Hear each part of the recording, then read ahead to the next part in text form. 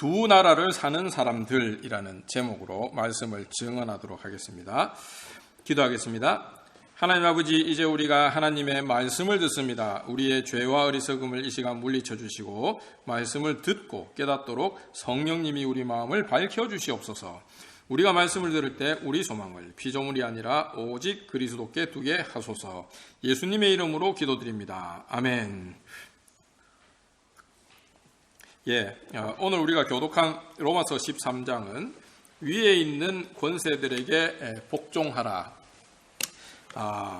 라는 말로 요약되는 내용이죠. 그래서 우리가 지난번에 한번 묵상한 적이 있습니다. 한 몇 달 전 혹은 1년 전에 묵상한 적이 있는데, 그때는 이제 권세가 어때야 되느냐, 어떤 권세가 바른 권세고, 또 우리가 어떤 순종을 바쳐야 되느냐, 또 어떤 권세에게 우리가 또 저항할 수 있느냐, 이런 이야기들을 쭉 했었어요. 근데 오늘은 조금 다른 각도에서 또 이야기를 좀 해보도록 하겠습니다. 그래서 13장 1절에 보면은 각 사람은 위에 있는 권세들에게 복종하라. 권세는 하나님으로부터 나지 않음이 없나니 모든 권세는 다 하나님께서 정하신 바라. 이렇게 되어 있습니다. 바울 사도는 여기서 모든 권세가 하나님에게서 났다고 말합니다. 그렇다면 바울 사도가 지금 말하는 권세의 가장 큰 특징은 무엇입니까? 우리가 사전에 나와 있죠. 칼을 가진 거죠. 칼을 가진 것. 그는 하나님의 사역자가 되어 선을 베푸는 자니라. 그러나 네가 악을 행하거든 두려워하라. 그가 공연히 칼을 가지지 아니하였으니 곧 하나님의 사역자다. 하나님의 사역자가 되어 어떤 사람에게 악을 행하는 사람에게 하나님의 진노하심을 따라 보응하는 자다. 이게 이제 권세자다 이거예요. 하나님이 세우신 권세자의 역할이다 이거예요. 여기서 바울 사도가 칼을 가졌다고 말하는 것은 우리가 이제 로마 시대 때 좀 이 법들을 들여다보면은 칼의 권세라고 이렇게 정형화된 어떤 법률 용어가 있어요. 라틴어로 하면 이우스 글라디 이렇게 돼. 글라디우스 알죠? 글라디우스 검. 로마 군사들이 차던 검, 그 글라디우스, 그 칼의 권세. 이런 어떤 말이 있단 말이에요. 이 칼의 권세는 핵심적으로는 이제 우리가 뭐 잘 아는 대로 사형 집행권이지만 그게 제일 높은 거고, 그 밑으로도 뭐 여러 가지 많이 있죠. 실제에서는 어떻습니까? 실제 통치 행위에서는 뭐 체포, 구금, 뭐 바우사도 태형, 벌금 뭐 이런 것들을 다 이제 집행하는 그런 강제력 전반을 포괄하는 어떤 뭐라고 해야 됩니까? 국가형벌권. 이 표지라는 거죠. 이 칼이. 실제로 바울 사도도 우리가 사도행전 이런 데 보면 뭐 매를 맞기도 하고 태형을 받았죠. 태형. 그다음에 뭐 감옥에 갇히기도 했는데, 이 모든 것은 바울 사도가 사회 질서를 어지럽혔다. 어지럽힌 사람으로 고발을 당해서 이 당시 권력 당국에 의해서 이제 이루어진 일이죠. 그게 뭐 정당하든 부당하든 그렇게 절차를 밟아서 이루어진 일들이란 말이죠. 그냥 이렇게 사람들이 우르르 사적으로 몰려가지고 개인적으로 막 바울 사도를 이렇게 어떻게 한 것이 아니란 말이죠. 그렇다면은 국가 권력은 칼을 가지고, 칼을 하나님 주셨다고 했는데, 그럼 칼을 가지고 무엇을 이루고자 하는 것일까요? 아까 읽은 4절에 나와 있듯이 사람들이 악한 일을 하지 못하게 하는 것이죠. 악한 일을 하지 못하게 하는 것. 선한 일을 하는 사람은 칼의 권세와 엮이지 않습니다. 그렇지 않습니까? 오직 악행을 저지른 사람만 칼의 권세 아래 속하게 됩니다. 그래서 바울 사도는 네가 악을 행하거든 두려워하라 라고 말합니다. 이런 국가 권력은 분명히 뭐라고 해요? 단지 악한 게 아니고 하나님이 세우셨습니다. 그래서 이제 우리가 교회사를 보면은 어떤 그룹들은 국가 권력은 사탄에게서 나온 거다, 악마에게서 나온 거다, 악한 거다 이렇게 이야기하는데, 그게 아니에요.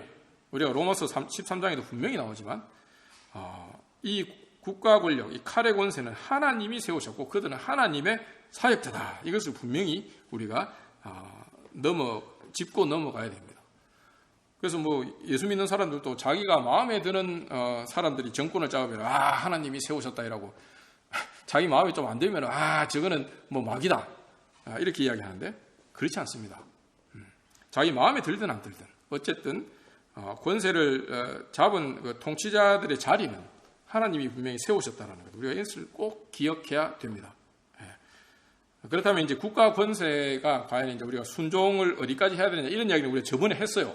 다 해가지고 다시 오늘 이 시간에는 반복하지는 않겠습니다. 여기서 우리는 조금 생각을 돌려서 아까 우리가 쭉 읽었던 부분에 이제 십계명을 바울 사도가 언급하고 사랑을 이야기하면서 그렇게 이야기를 하죠. 그래서 조금 생각을 조금 더 돌려서 이제 십계명에 대해서 이야기를 좀 해야 돼요. 악한 일을 하지 마라. 이게 하나님 뜻인데 그러면 도대체 뭐냐? 왜 우리가 지금 십계명을 이야기를 해야 되느냐? 왜 그러느냐? 악한 일은 쉽게 말하면 십계명에서 하지 말라고 금하는 것들이기 때문입니다. 우리는 하나님 안으로 들어가서 하나님의 뜻을 확인할 수가 없어요. 하나님의 뜻은 하나님의 뜻, 의지 이런 것은 오직 하나님이 드러내셔야 알 수 있습니다. 우리가 하나님 마음을 우리가 옆에 있는 사람 마음도 못 들여다보잖아요. 사람도 어떻습니까? 우리가 그 사람이 무슨 생각을 하느냐, 무슨 뜻을 가지고 있느냐 이런 것을 알려면은 그 사람의 어떤 말이나 이런 거를 이렇게 우리가 들어야지 알 수가 있잖아요. 하나님은 어떻게 더 그렇지 않겠습니까? 그러니까는 하나님이 알려주시는 뜻만 우리가 알 수 있고 하나님이 드러내시는 뜻만 우리가 알 수 있어요. 십계명은 하나님이 명확하게 드러내신 뜻입니다. 그리고 길지도 않아요. 사실 길지도 않습니다. 오늘도 우리가 십계명 교독하지 않았습니까? 길지도 않아요. 그러나 이 길지도 않은 10가지 말씀에 하나님의 뜻이 확실하게 드러나 있습니다. 제1계명인 너는 나 외에는 다른 신들을 네게 두지 말라부터 제10계명인 탐내지 말라까지의 계명을 순종하는 것이 하나님의 뜻이죠. 불순종하면 하나님의 이러한 뜻에 거스르는 것이 됩니다. 그러므로 모든 시대, 모든 나라, 모든 사람은 하나님의 십계명 앞에 서게 됩니다. 하나님은 이 십계명에 명백하게 드러난 뜻에 따라 모든 시대, 모든 나라를 심판하십니다. 예외가 없어요. 예외가 없습니다. 바울 사도는 로마서 2장에서 하나님이 모든 시대, 모든 나라, 모든 사람을 심판하실 날이 임할 것이라고 말합니다. 그는 그 날을 하나님의 의로우신 심판이 나타나는 그날이라고 부릅니다. 로마서 2장 5절에 보면 나와 있어요. 다만 네 고집과 회개하지 아니한 마음을 따라 진노의 날, 곧 하나님의 의로우신 심판이 나타나는 그날에 임할 진노를 네게 쌓는도다 이렇게 이야기를 합니다. 우리가 이제 예전에 로마서 1장을 여러 번 묵상을 했었는데요. 그때 바울 사도는 사람들이 범하는 모든 죄의 근원을 무엇이라고 밝혔습니까? 뭐라고 밝혀요? 우리가 일상적으로 세상에서 우리 주변에서 또 자기 안에서 보는 어떤 그런 나쁜 것, 나쁜 짓들 이런 것의 근원이 뭐라고 했어요? 뭐라고 했습니까? 도대체가 사람들이 뭐가 선하고 뭐가 옳고 머리로는 다 알면서 다 아는 사람들이 왜 그 나쁜 짓을 하냐 그예요. 나쁜 생각들이 우리 마음에 나오고 말도 나쁜 말이 나오고 나쁜 행동도 하잖아요. 그게 이제 다 그러니까 어느 정도 이만큼 더 나쁜 행동을 하면 이거는 좀 벌을 좀 받아야 되겠다 이러면서 정해놓은 게 법이지 않습니까? 그게 왜 그러냐 이거죠. 왜 그러냐. 전부 다 옳고 선하고 뭐가 옳은지를 다 아는데도 왜 이 세상에는 그렇게 악들이 넘쳐나느냐 이거예요. 그게 우리가 뭐라고 했습니까? 이거를 모든 죄의 근원을 바울 사도는 뭐라고 했어요? 1장 28절에 로마서 바로 자기 마음에 하나님 두기를 싫어함 이게 뿌리라고 했죠. 그들이 마음에 하나님 두기를 싫어하며 하나님께서 그들을 그 상실한 마음대로 내버려 두사 합당하지 못한 일을 하게 하셨으니 하나님 두기를 싫어해서 하나님 마음에 하나님을 갖다 버리니까 하나님도 오케이 그럼 너희들이 그걸 원하니?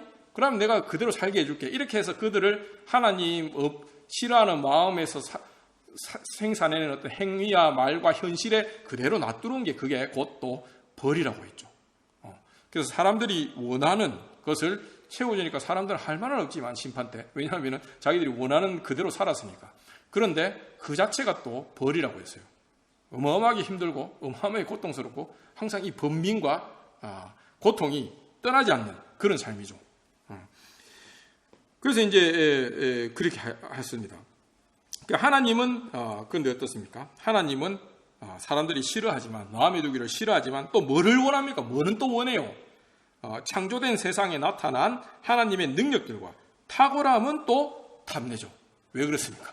사람이 선악과를 따먹고 하나님처럼 되려고 하는 상태에 딱 떨어졌기 때문입니다.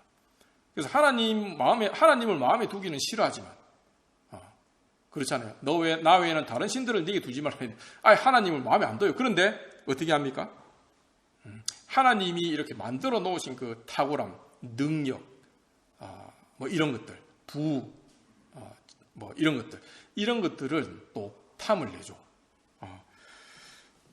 그래서 사람들은 어떻게 한다고 했습니까? 로마서 1장 22절에 스스로 지혜 있다 하나 어리석게 되어 썩어지지 아니하는 하나님의 영광을 썩어질 사람과 새와 짐승과 걸어다니는 동물 모양의 우상으로 바꾸었느니라. 요새는 이제 동물로 잘 안 바꾸고 뭘로 잘 바꿉니까? 요새는 뭐라고 했어요? 이 바꾸는 이 우상의 단골 그 형상이 뭡니까? 돈이죠, 돈. 특히 한국 문화, 한국 사람들은 더 그렇죠. 돈이고 뭐 조금 더 나가면 부동산 뭐 이런 것들이 요새는 다 뭐예요? 이 우상의 노릇을 하는 거죠. 그래서 뭐 옛날에 그 곰 만들어서 절하고 호랑이 만들어서 절하고 하던 사람들하고 요새하고 달라진 게 없어요. 기본적으로 똑같습니다. 하는 행태가 똑같단 말이죠. 다시 예전에도 말씀드렸지만 차라리 옛날 사람들은 그래도 살아있는 거라도 섬겼는데 생물이잖아요. 생물. 그래서 절하는 게 요새는 살아있지도 않는 그 돈에 절한단 말이죠. 사람들이. 요새가 오히려 더 태고 있을 수도 있어요. 어떻게 보면. 어떻습니까? 그렇습니다. 그래서 이렇게 사람들은 자기가 탐내는 능력과 탁월함을 자기 스스로 이렇게 만들어낸 것으로 보이기를 원하죠. 그리고 자기가 만든 것을 숭배하고 그것에 종이 됩니다. 돈은 사람들이 만들었는데 그 앞에 사람들이 절을 하고 그것을 숭배하잖아요. 굉장한 권위가 되고 그렇지 않습니까? 이게 참 똑같단 말이죠. 그래서 십계명의 처음은 이렇게 시작합니다. 나는 너를 애굽 땅 존되었던 집에서 인도하여 낸 네 하나님 여호와니라 이렇게 이야기를 해요. 그래서 하나님은 애굽을 심판하셨죠. 우리가 아까 읽은 대로 애굽을 심판하셨습니다. 그리고 이스라엘을 애굽에서 빼내셨습니다.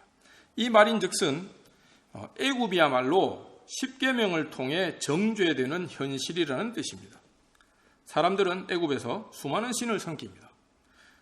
사람의 눈에 보이는 모든 능력, 모든 탁월함, 모든 힘이 신이 되어 있는 땅이 바로 애굽이죠. 모든 힘, 능력, 탁월함 이런 것을 다 사람 눈에 보이는 어떤 형상으로, 우상으로 만들어내고 그것을 섬기잖아요. 구체적으로 만들어내서. 이런 땅이 이제 애굽인데 뭐 이게 애굽만 그렇겠습니까? 항상 성경이 이야기하지만 애굽은 바벨론이고 로마고 아수르고 그 다음에 우리가 사는 이 땅이기도 합니다. 지금 이 시대이기도 하단 말이죠. 그리고 사람들은 그 능력과 탁월함과 힘의 형상을 만들어 그것을 숭배합니다. 그러나 이렇게 하나님을 마음에 두기 싫어하고 하나님이 창조하신 능력과 탁월함과 힘만 탐하는 현실은 어떤 현실입니까? 애굽은 어떻다고 했습니까? 능력과 탁월한 힘을 가진 사람들이 그렇지 못한 사람들을 종으로 삼습니다. 능력과 힘이 있다면 자기 탐심을 따라 부모도 멸시하고 이웃을 미워하고 심지어 죽이고 간음하고 도둑질하고 거짓말하는 데까지 나아갈 수 있는 현실이 바로 애굽이죠. 그 애굽만 그렇겠습니까? 이 모든 죄가 나쁘다는 것을 모든 사람은 알지만 그런데도 이 모든 죄를 저지르는 이유는 무엇입니까? 자기가 탐하는 것을 더 좋게 여기기 때문입니다. 예수님도 바리새인들의 위선을 비판하시면서 이렇게 말씀하셨습니다. 마가복음 7장 11절에 너희는 이르되 사람이 아버지에게나 어머니에게 말하기를 내가 드려 유익하게 할 것이 고르반 곧 하나님께 드림이 되었다고 하기만 하면 그만이라 하고 이게 무슨 말이냐면은 예수님 여기서 사실은 이제 돈을 탐하는데 자기가 가진 그 돈을 부모한테 써야 되잖아요. 봉양을 하려면은 근데 부모한테 쓰기 싫단 말이지. 왜 어차피 곧 돌아가실 건데. 그럼 어떻게 해요? 이 돈은 하나님 앞에 이미 바쳐졌습니다. 이렇게 선언하면은 그 돈은 더 이상 쓸 수 없는 돈이 되잖아요. 그렇게 해서 이제 부모를 이제 봉양 안 하는, 내 돈이 없어요. 이렇게 합법적으로 이야기할 수 있는. 그럼 나는 내가 부모를 공경하지 않으려고 한 게 아니야. 이 돈은 단지 하나님께 바쳤을 뿐이야. 이런 식으로 하는 이 위선을 비난하시죠. 우리가 다시 저번에도 제가 늘 이야기를 하지만 돈이나 돈을 버는 일 자체가 나쁜 게 아니에요. 여기서 헷갈리면 안 됩니다, 여러분. 그러나 그리고 세상에 있는 모든 동물이나 어떤 짐승이나 이런 것들이 나쁜 게 아니죠. 근데 뭐가 이 나빠집니까? 이런 것들을 우상으로 삼으니까 이게 죄가 되는 거예요. 곰이 무슨 나쁘겠습니까? 호랑이가 뭐가 나빠요? 아니잖아요. 그러니까 이런 식으로 이 정죄당하지는 않으면서도 자기 탐심이 사실은 가장 우선이고, 부모를 사랑하는 것보다 자기가 탐내는 이 돈을 탐내는 그 마음이 제일 자기한테는 좋게 여겨지니까 이것을 기준으로 나머지 모든 것을 다 결정을 하는 거죠. 그리고 자기는 항상 의롭게 나타나려고 하고, 이런 것이 이제 예수님이 송곳같이 이 바리새인들을 비판을 하니까 이 사람들이 견디지를 못하는 거죠. 근데 바리새인들만 그렇습니까? 바리새인들만, 그때 그 사람들만 그렇습니까? 더 나아가서 부모를 공경하라, 탐내지 말라고 명령하신 하나님을 자기 마음에 두기를 싫어하기 때문에 일어나는 일입니다. 이게 근본이죠. 부모를 공경하라, 사랑하라, 이런 거 다 알면서도 왜 그런 짓을 하느냐? 사실은 하나님이 그렇게 명령하시는 하나님을 이렇게 제끼고 마치 없는 듯이 겉으로는 막 금식하고 기도하고 하면서 사실은 그 마음에는 하나님이 없는 사람과 같이 사는 것이 바로 이런 바리새인들의 현실이었다는 것, 그걸 예수님이 고발을 하신 것입니다. 하나님은 모든 사람에게 양심을 통해 말씀하시죠. 이거는 바울 사도도 이야기를 했습니다.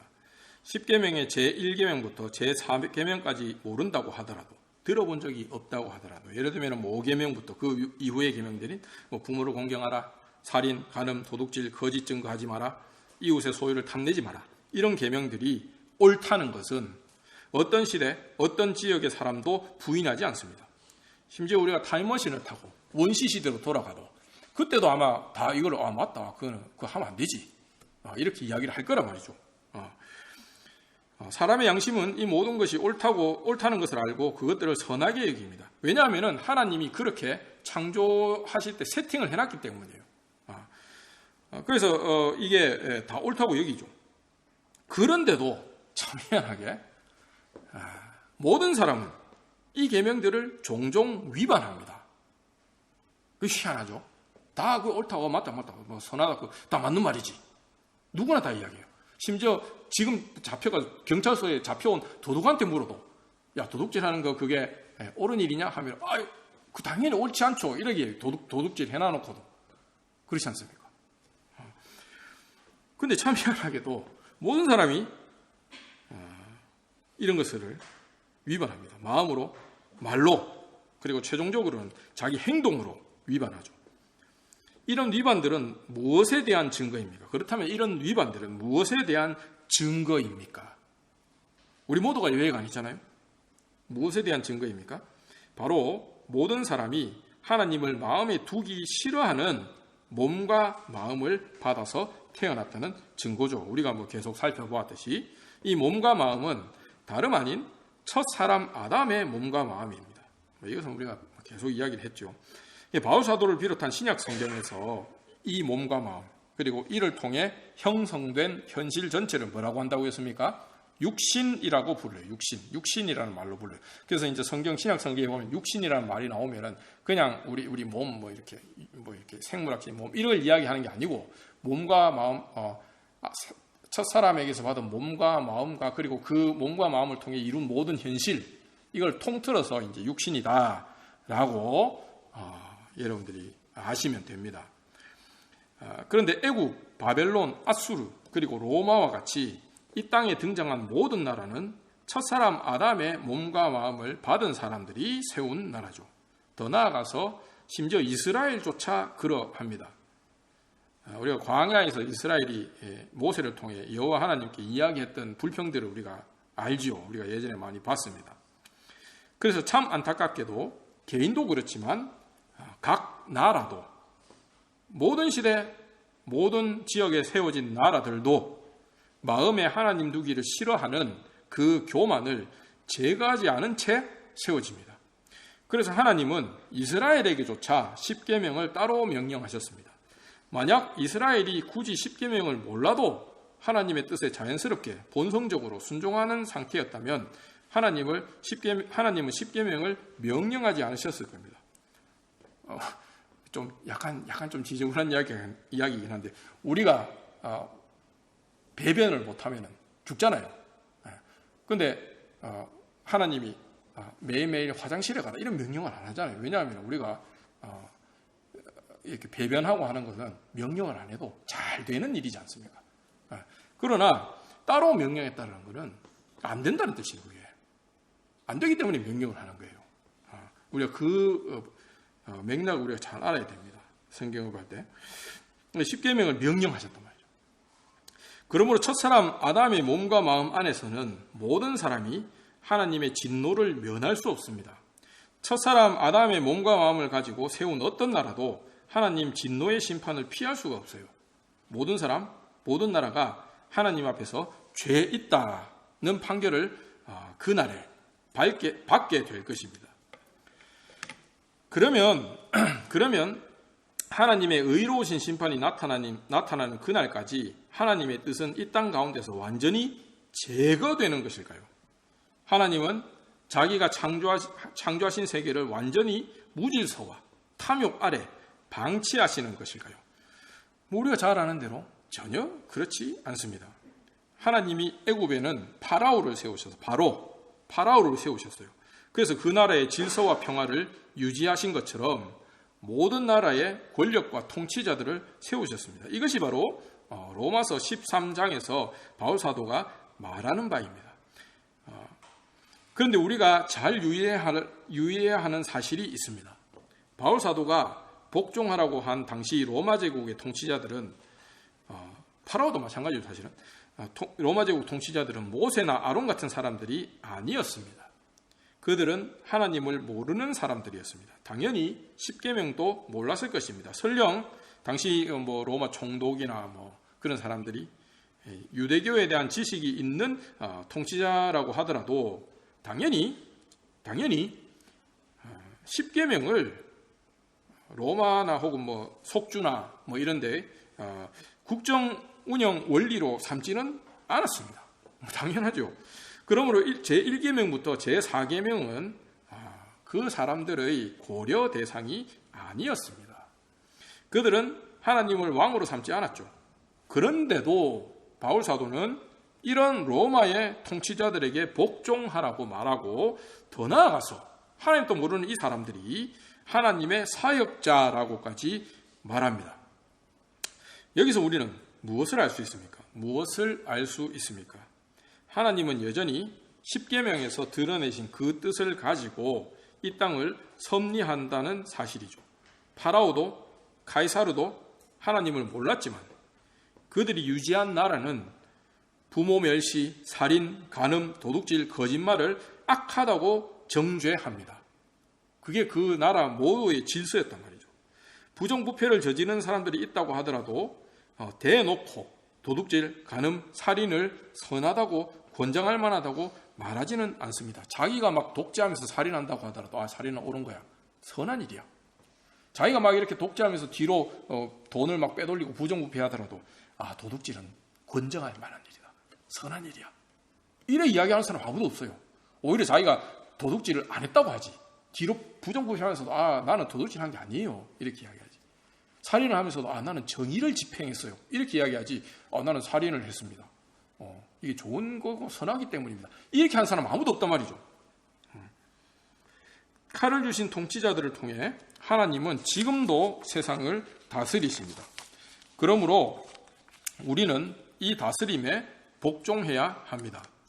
그러나 하나님은 이 땅에 나타난 모든 개인, 모든 나라가 마음에 하나님 두기를 싫어하는 이 교만 위에 있음을 절대로 잊지 않으십니다. 그래서 모든 육신은 흙으로 돌아갑니다. 창세기에 나오죠. 다 그리고 우리가 흙으로 돌아가죠. 모든 나라는 섰으면은 또 반드시 쇠할 때가 있고 망하여 끝나는 때가 있습니다. 애굽은, 바벨론은, 로마는 영원할 것 같았습니다.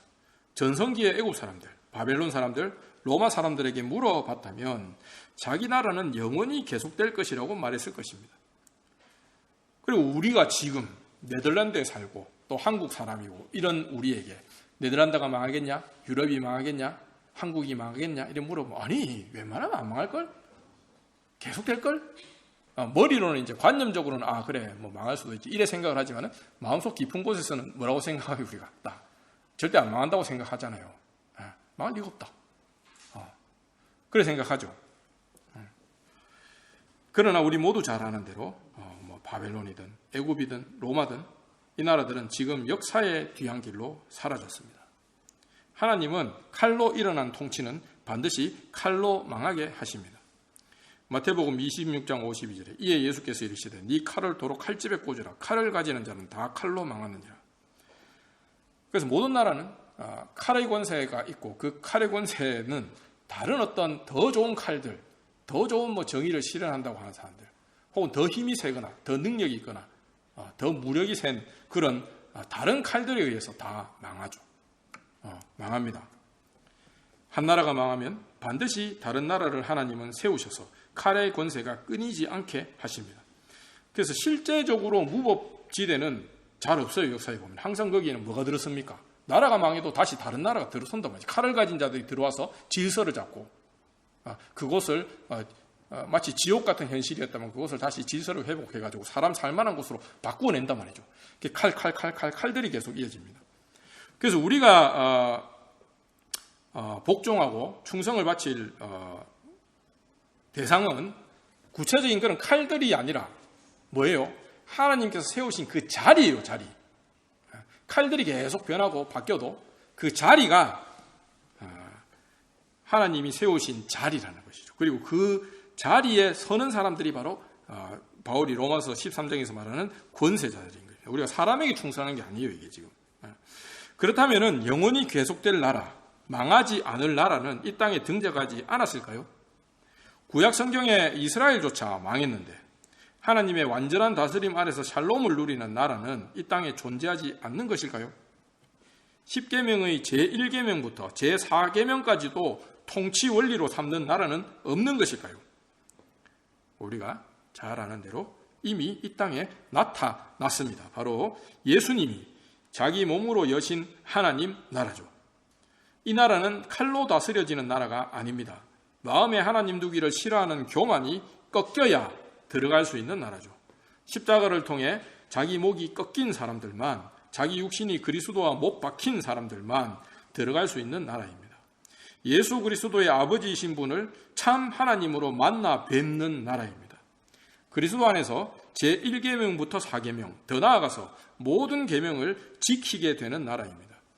이 나라를 들어가는 열쇠를 가진 무리가 바로 교회죠. 모든 사람이 처음 태어날 때는 애굽에서, 바벨론에서, 로마에서 태어납니다. 그러나 이 처음 태어난 현실만 알고 경험하는 사람은 하나님 진노의 심판을 피할 수가 없습니다. 우리는 그리스도 안에서 미리 죽고, 한번 미리 죽고 하나님 나라에서 다시 태어나야 합니다. 거기서 우리는 하나님을 진노하시고 심판하시는 분이 아니라 아버지로, 자비와 용서의 하나님으로, 아버지로 만납니다.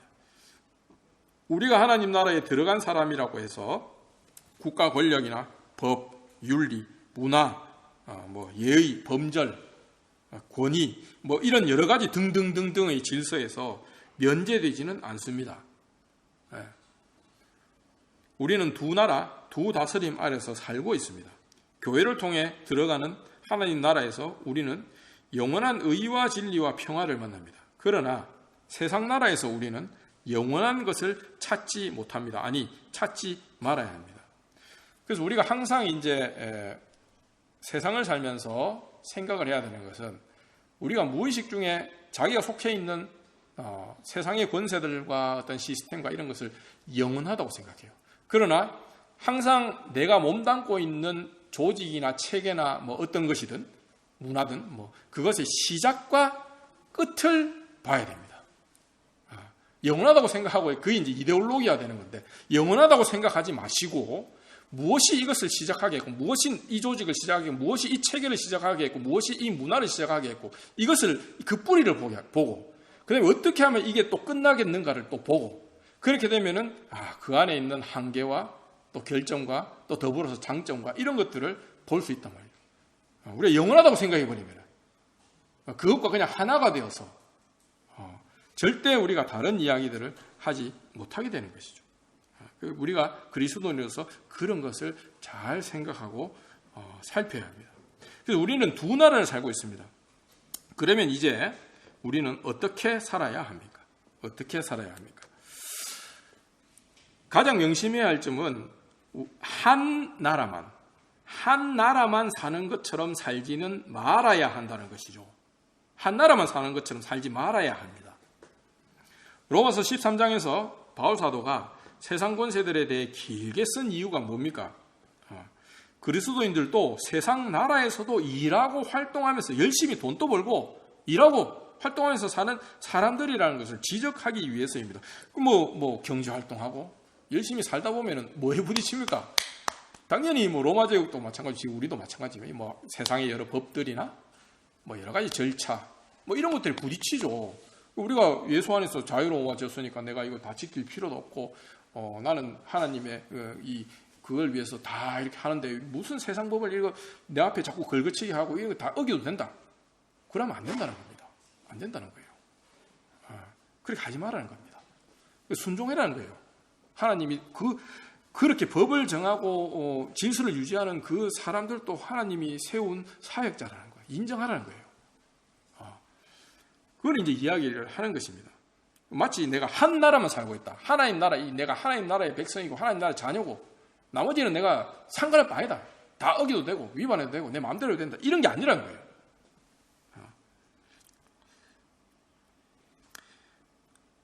하나님 나라, 영원한 것을 소중히 여기는 것은 좋습니다. 좋죠. 그러나 이것만 생각하고 세상의 삶을 하찮게 여기거나 혹은 세상에서 지켜야 할 것을 지키지 않는 것은 옳지 않습니다. 책임져야 할 것은 책임지고 챙겨야 할 것은 챙기면서 살아야 합니다. 돌봐야 할 사람들은 돌보고 또 멀리해야 할 사람들은 또 멀리하면서 그렇게 우리도 살아가야 합니다. 열심히. 하나님 나라는 모든 것이 사랑을 기준으로 이루어지죠. 은혜가 다스립니다. 그러나 세상 나라는 그렇지 않습니다. 법을 어기고 범죄를 저질러 놓고 사랑으로 넘어가자, 은혜로 덮자 이렇게 말하는 것은 불의한 일이고 악한 일이죠.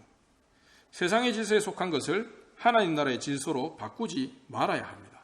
사람들이 교회로 모이는 것 자체가 하나님 나라가 아니죠. 그래서 교회에서 그럼 도둑질하면 사랑으로 넘어 이러면 됩니까? 안 되죠. 교회에서 도둑질해도 세상 나라의 법의 심판을 받게 되는 것입니다. 이게 하나님의 뜻이죠. 세상 나라의 질서를 하나님 나라의 질서로 자꾸 바꾸는 것과 정반대 방향도 있습니다. 이것도 한 나라만 사는 듯이 생각하는 건데 뭡니까? 이 또 정반대 방향이 있어요. 또 이게 뭐냐면은 모든 것을 세상 나라의 질서로 환원하는 것입니다. 영원한 의와 진리와 평화를 인정하지 않습니다. 영원함을 말하면 관념적이라고 현실과 관계없다고 비판합니다. 영원한 하나님 나라에 들어가는 것을 그저 개인 구원에만 치중한다고 비판하죠. 하나님 나라를 세상을 풍요롭게 하고 건강하게 만드는 활동으로 환원합니다.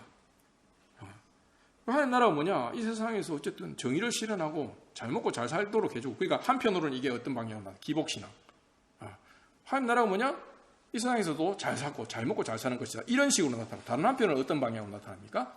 뭐 자기가 나름대로 생각하는 어떤 정의 구현, 정의로운 사회를 만드는 이런 방향으로 나타난단 말이죠. 이런 활동들 자체가 옳지 않다는 이야기가 아닙니다. 잘 알아들으셔야 돼요. 그러나 하나님 나라를 이런 쪽이나 다 이렇게 환원을 해버리면은 이게 하나님 나라다. 잘 먹고 잘 사는 게 하나님 나라다. 사회 정의가 올라가는 게 하나님 나라다. 이렇게 환원을 해버려서는 되지 않는다는 말입니다. 이거 옳지 않다라는 것이죠. 하나님 나라를 세상이 말하는 종교 제도 하의 한 시스템으로만 여깁니다. 지금 여기에 현실이 하나님 나라를 평가하는 기준이 되어버립니다. 그러나 이것 역시 옳지 않습니다. 기복신앙에 서 있으면 하나님 돈 많이 벌고 재산이 많으면 하나님 나라를 잘 이뤘고 이 사람 하나님 복을 받았다. 또 약간 이쪽도 다른 방향에 있으면 사회적인 활동을 많이 하고 이렇게 저렇게 하면은 이거는 하나님 나라에 더 가깝다. 근데 이 두 신앙이 서로 싸우지만 우리 입장에서 이게 똑같아요. 똑같은 오류를 범하고 있는 것입니다. 방향만 다르게. 이게 옳지 않아요. 이렇게 한 나라로 무조건 이쪽으로 환원하든지 이쪽으로 환원하든지 옳지 않습니다.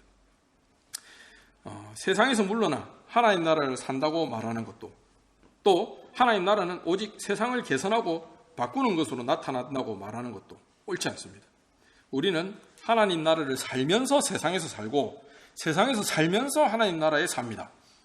이 두 나라 모두에서 열심히 살아야 합니다. 이것이 하나님의 뜻이죠. 그러면 무엇이 신앙적입니까? 무엇이 신앙적입니까? 교회 활동 열심히 하는 것입니까? 내 직업의 한 부분이 어떤 명시적으로 복음 전도와 관련되어야 신앙적인 삶입니까? 무엇이 신앙적입니까? 단지 그런 것들입니까? 우리가 열심히 교회 활동해야 되죠. 그리고 시시때때로 우리 삶의 터전에서도 전도하고 당연히 해야 되죠. 맞습니다. 그러나 단지 그런 것들과 이렇게 뭔가 이렇게 연계가 이렇게 우리 소위 말하는 신앙적인 것과 이렇게 연계가 이렇게 되어 있어야 내 삶도 신앙적인 것입니까? 그렇지는 않다는 것이죠.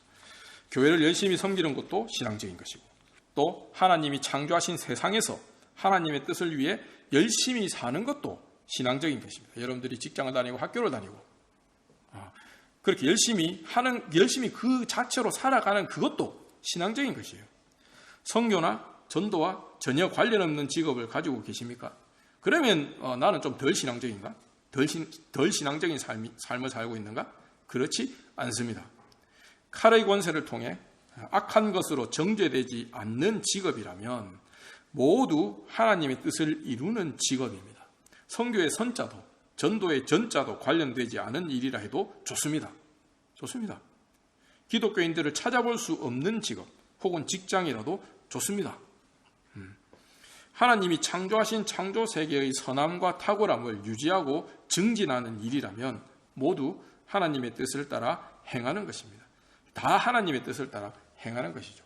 저처럼 전임 사역자로 살던 아니면은 그냥 일반적인 직장에서 여러 가지 또 다른 활동을 하면서 경제 활동을 하고 그렇게 살던 모두 다 하나님의 뜻을 따라 행하는 것입니다. 다 신앙적인 일이에요. 여러분이 열심히 준비해서 가진 직업은 모두 신앙적인 것이고, 다른 말로 하면 거룩한 것입니다. 여러분이 거룩하기 때문에 여러분이 있는 그 자리가 바로 하나님이 여러분을 부르신 자리입니다. 그래서 바울사도는 뭐라고 합니까? 고린도전서 7장 24절에 형제들아 너희는 각각 부르심을 받은 그대로 하나님과 함께 거하라, 이렇게 이야기를 하고 있습니다. 그러나 하나님 나라에서든 세상에서든 분명한 사실은 사랑하는 사람은 모든 율법, 모든 법과 질서를 하나님의 뜻을 다 이룬 것입니다. 로마서 13장 8절에 피차 사랑의 비도에는 아무에게든지 아무 빚도 지지 말라. 남을 사랑하는 자는 율법을 다 이루었느니라. 이렇게 이야기해요. 이 자비를 베풀고 사랑하는 것을 악하다고 정죄할 법은 없습니다. 정죄하는 칼은 없습니다. 자비를 베풀고 사랑하면서 사는데 칼을 들고 들어와서 이것은 악한 일이다, 이 칼을 받아라 라고 하는 칼의 권세는 동서고금 아무데도 없어요. 그래서 뭡니까? 사랑하는 것은 율법을 다 이루는 것입니다. 어떤 칼도 거기에 개입할 수가 없어요. 칼이 다스리는 현실이 아니라 사랑하는 현실은 어떤 현실입니까? 은혜와 자비가 생명이 다스리는 현실입니다. 그래서 오늘 제가 봉독했던 10절 말씀, 사랑은 이웃에게 악을 행하지 아니하나니 그러므로 사랑은 율법의 완성이니라.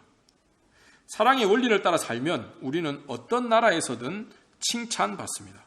하나님에게서, 그리고 하나님이 세우신 권세들에게서 모두 칭찬받습니다. 사랑은 교만하지 않을 때 가능하며, 교만은 하나님을 마음에 모시고 하나님을 왕으로 그리스도를 주님으로 섬길 때 그 뿌리부터 제거됩니다. 그래서 우리가 사랑하자고 하는 것이죠. 하나님이 부르신 자리에서 사랑과 자비를 베풀며 하나님 나라와 세상을 모두 열심히 살아가는 우리 교회가 되기를 간절히 축원합니다.